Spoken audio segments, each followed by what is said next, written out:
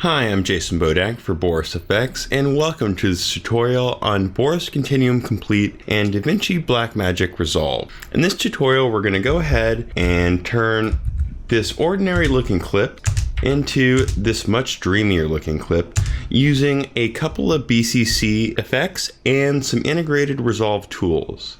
So let's jump in and we can see how we can create this effect. Before we jump in and actually start working with the effect, there's a couple things we can set up in Resolve to make this quicker and easier. If we go over to Settings and navigate to Master Project Settings, you'll see that I'm currently working in 720p. Since Resolve is a resolution independent editor, I can go ahead and change this to NTSC 16:9 or NTSC widescreen while we're doing our work with effects for a more responsive user environment while I'm working with effects, and then change it back to its native resolution for rendering out. So I've gone ahead and changed this to NTSC, which will make this a much cleaner and faster environment for us to work in. Also, as you can see, this black and blue line indicates that DaVinci Resolve's render cache has been enabled. And if it's not, you can go ahead and go to Playback, Render Cache, and enable Smart. Now, Smart Render Cache allows DaVinci Resolve to intelligently decide which clips and nodes to render based on what effects and tools are used on them. All OpenEffects plugins, such as Boris Continuum Complete, are automatically considered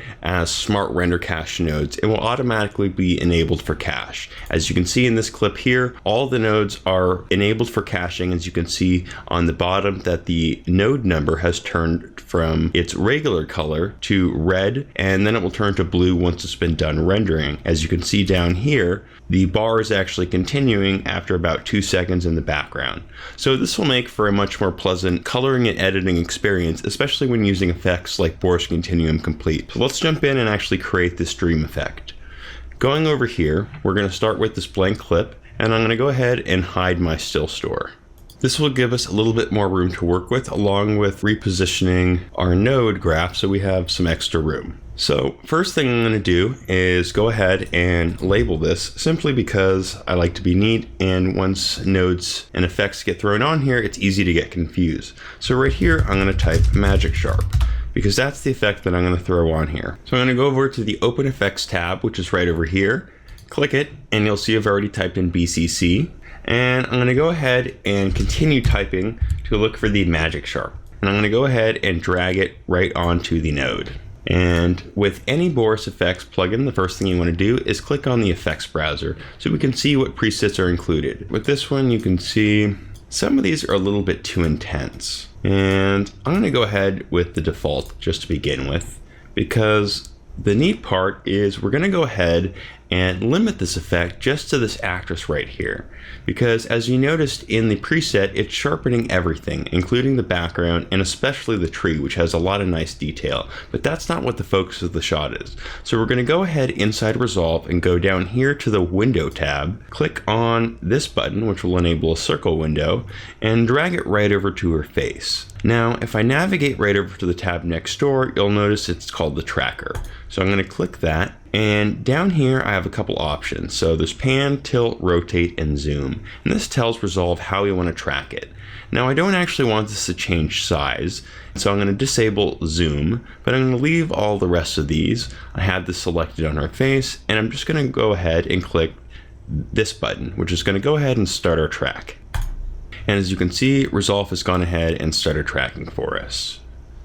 Now, it's okay that it's a little bit thrown off here, and we'll correct that in 1 second. So we're going to go ahead, and by disabling the effect with this button right here, bypass all grades, or Shift D, we can actually have a little bit smoother playback for here. So we can see that the mask is okay when it's right over here, but when she leans over here, it's coming over. So I'm actually going to go ahead and move this mask here. Now, this isn't adjusting just this area. This is adjusting the entire track. So I want to make sure that I'm still okay with where it is on her face. Make a little change right there. Okay, so what I'm going to do now is I'm going to drag this out. We're going to drag out the feathering, because this is actually the size mask that I want to use. And what it's doing, if I go ahead and click Shift H, is it is limiting the Magic Sharp effect specifically to just this area. If I go ahead and click Control F, I will see that if I enable and disable it, it's actually easier to see if I zoom in. Let me turn off our window.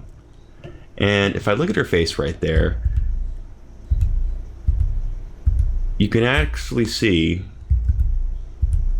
the effect is greatly enhancing the detail on her hair and really bringing out some of the detail in her lips and in her glasses and the reflections. And if we could see her eyes behind her, it would as well. And if you see, it's not really affecting the tree that much as I turn it off with Control D, or the background at all. So this is a very successful effect. And if I go ahead and turn on that mask again, we can see that it is successfully following our effect, including the tree a little bit over here. And if I wanted to, I could keyframe this, but we're going to go ahead and move on to the next shot, the next part of the shot, I should say, which is the background part. So I'm going to go ahead and right click on the node and go add outside node. Now, if I go ahead and click Shift H, you're going to notice something pretty neat here. It already has a mask built in there, and we haven't added a mask or tracked anything on there. But you will notice that it has two lines connecting these nodes. Now what this is doing is this is providing us, if I go back to the first node, the exact opposite of what we're including in the Magic Sharp node in this node. So this is essentially, if I make this bigger, the background, or what we did not sharpen. We're going to apply a different effect here, which we're going to apply BCC Film Glow. And of course, we're going to go to the effects browser. We're going to go through and see which one we like. Now again, you'll notice that it is not recognizing the mask we did in Resolve, but that's okay. We already know we put it there. We're just trying to sample these effects to see how they might look at. And I'm actually looking at over here. That's sort of nice. Default stronger. So I'm going to go ahead and click apply. I can see that it's been applied to the image all right, and it's definitely not affecting our circle right here. But it's a little bit obvious and it looks a little strange. It's pretty obvious that there's a window or something preventing this glow here. So we want to sort of blend it in a little bit. So there's a couple of ways we can do that. One, first off, this glow is a little bit too extreme for me. So I'm going to go down in the film glow options, and you'll notice right here before the motion tracker, there's a mix with original. So I'm going to drag this up to about 55. And I'm also going to go back to the first mask because I have no mask or window controls here. I'm going to add a little bit more feather here, but I'm also going to make the mask smaller. Now what this is doing is it's still giving the mask a little bit more of a feathering effect. And if we go over here, it's going to affect this in the exact same way. So if we Shift H and we Control F to go into our full screen viewer, it doesn't really have that unnatural windowing effect there. So I'm going to go ahead and add one more node because there's one more thing that I would like to do. Now on this one, I don't want to use the same window because I want to have a different window. So we're going to go ahead and add another window right down here. Now every single node in Resolve can have its own windows or multiple windows or combined windows, as you can see from these two. So in this one, I'm going to add another circle window. I'm going to make it really nice and big, and I'm going to curve it just a little bit, and I'm going to really feather it out using the softening right here. And then I'm going to Shift H to see what we're getting. Now these two controls right here, mask and invert, what they're going to allow us to do is make sure that we get our background, which is what I'm aiming for.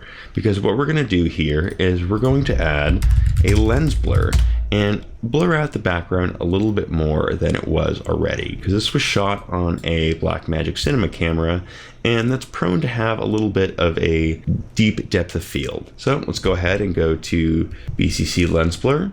We're going to go ahead and drag it right on there, and I'm going to go to the presets and just take a look at what we got. Again, the preset browser is not aware of windows that we have already drawn or of course that we plan to draw, so just use it as a preview.